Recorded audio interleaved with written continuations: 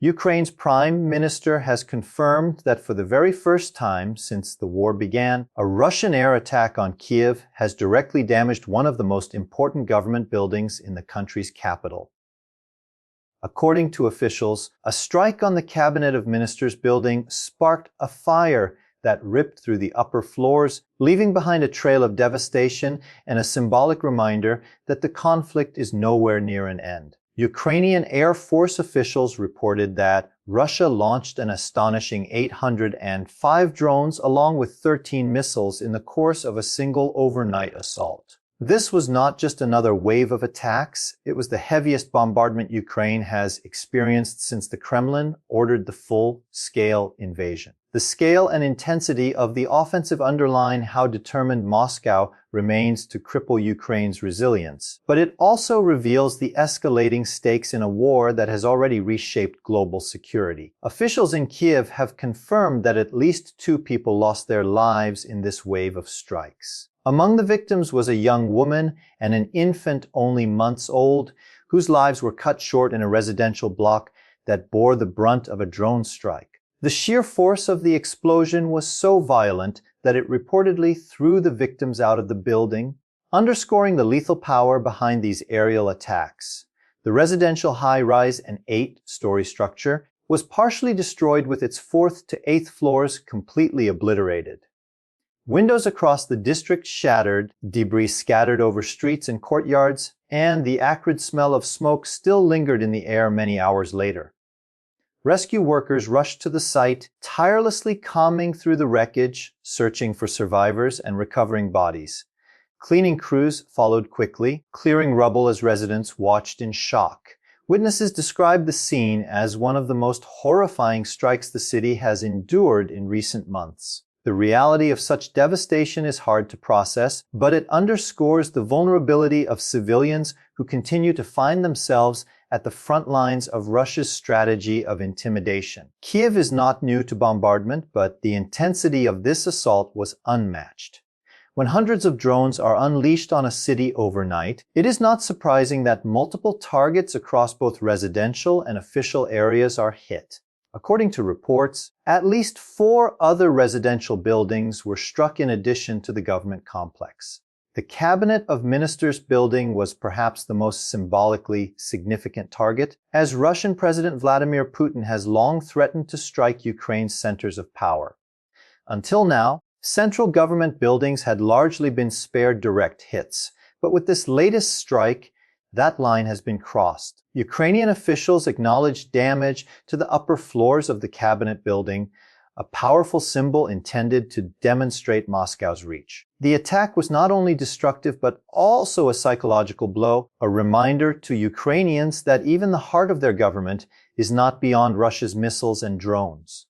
In the aftermath, Ukraine has once again renewed its urgent appeals to the West, requesting more advanced air defense systems, more offensive capabilities, and greater international support.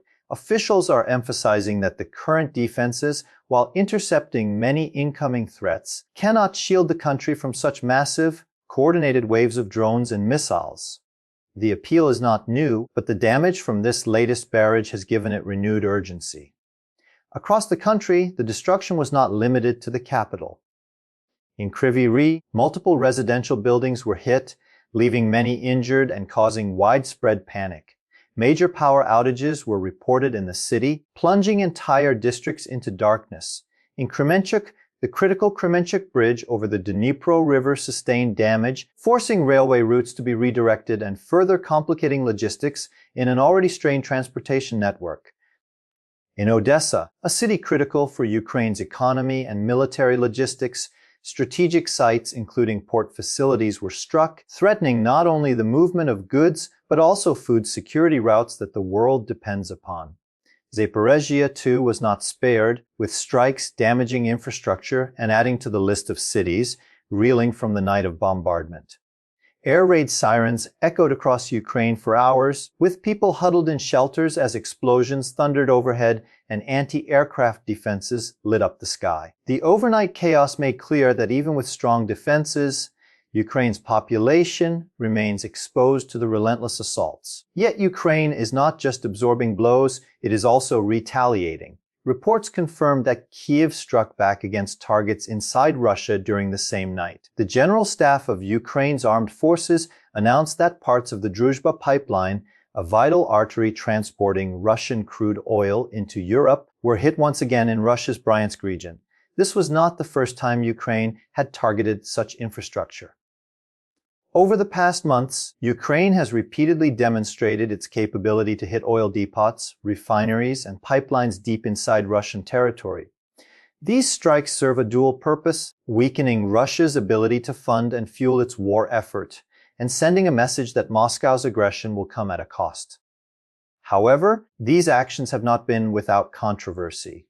Both Slovakia and Hungary, heavily dependent on Russian oil transported through these routes, have complained about the disruptions. Kyiv, however, has stood firm, arguing that these pipelines are legitimate military targets because they directly sustain Russia's capacity to wage war. Ukraine has insisted that sanctions on Russian energy exports must be tightened, and until then, it reserves the right to take matters into its own hands. While Moscow frames its strikes as strategic, Ukraine points out a stark contrast. Targets like the Cabinet of Ministers building may carry symbolic weight, but the obliteration of residential complexes and the killing of civilians highlight a consistent pattern. Ukraine's leadership emphasizes that while their counterstrikes focus on military or economic targets, Russia continues to devastate civilian lives and communities. Images of destroyed homes, lifeless bodies, and grieving families provide undeniable evidence of the human toll. President Volodymyr Zelensky has once again appealed to Washington and Western capitals, calling for stronger action. While he has often refrained from directly criticizing the United States in recent months, his frustration is now clear. Zelensky noted that sanctions threats have been repeatedly voiced, yet little has materialized in practice. Ukraine's message is simple. Symbolic condemnations are not enough. Tangible measures are urgently needed. The attack on the Cabinet of Ministers may finally push the West to act with greater resolve, but as of now, uncertainty remains. The bombardment also reflects a strategic escalation from Moscow. Launching over 800 drones and a dozen missiles in one night is not just about damaging infrastructure. It is a test of Ukraine's defenses, a psychological assault on its people, and a demonstration to the world that Russia still holds the capacity to wage war at scale. The Kremlin is attempting to send a message that no part of Ukraine, not even its centers of governance, are beyond reach. Analysts suggest that the strike may also have been timed to coincide with moments of political pressure on Kyiv, ensuring that the images of destruction dominate international headlines. On the ground, however, the reality is one of relentless suffering. Survivors describe waking to the sound of sirens, rushing to basements or shelters, only to feel their buildings shake as explosions ripped through the city. Parents clutch their children in fear, entire families huddled in darkness, praying the next strike would not land on their homes. For many, this night will be remembered as one of the darkest since the war began. Rescue workers and emergency responders remain on high alert, moving swiftly from site to contain fires, search for survivors, and provide medical assistance. Their work is grueling and dangerous, yet they persist, driven by the urgency of saving lives. The scale of the operation highlights the strain Ukraine's emergency services face daily, as every night brings new destruction. International observers are watching closely, with many warning that the attacks represent an intensifying phase of the war. The symbolic targeting of a government building suggests Russia is expanding its strategy beyond military logistics to psychological warfare. By showing it can damage Ukraine's ruling institutions, Moscow aims to sow fear, undermine confidence, and pressure Kyiv into concessions. Yet Ukraine's response, striking infrastructure inside Russia, shows a determination not to bow to intimidation. Both sides appear locked into a cycle of escalation, with civilians paying the highest price. The broader geopolitical implications are significant. Strikes on energy pipelines directly affect European stability, raising questions about energy security as winter approaches. The destruction of Ukrainian infrastructure complicates humanitarian relief and reconstruction, while repeated calls for advanced air defense systems put pressure on NATO allies. The risk of spillover grows with every strike, and the international community faces mounting pressure to intervene more decisively. In Kyiv, life continues in the shadow of war. People sweep glass from sidewalks, patch shattered windows with plastic, and try to maintain a sense of normalcy amid chaos. Children are seen walking to school past buildings blackened by fire, a stark contrast between innocence and destruction.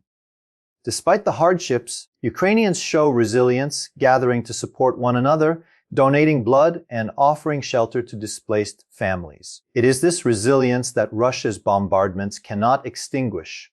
As the smoke clears and daylight reveals the full extent of destruction, Ukraine is once again making its case to the world. The message is clear: this war is not just about territory, it is about survival, sovereignty, and the right of a nation to exist free from aggression. Each strike on a civilian home is not only an attack on Ukraine, but also a challenge to the principles of international law and human rights. The question now is how long the world will watch without taking stronger action. For Ukraine, the night of 800 drones will remain etched in memory as a symbol of both devastation and defiance. The Cabinet of Ministers building may bear scars, but so too does every street where civilians live under constant threat. And while Moscow may claim victory in sending its message of power, the resilience of Ukraine's people and the continued calls for justice suggest that this war is far from the conclusion Russia desires. The events of this night mark a new chapter in the conflict, one that underscores both the brutality of the invasion and the unyielding determination of those who resist it.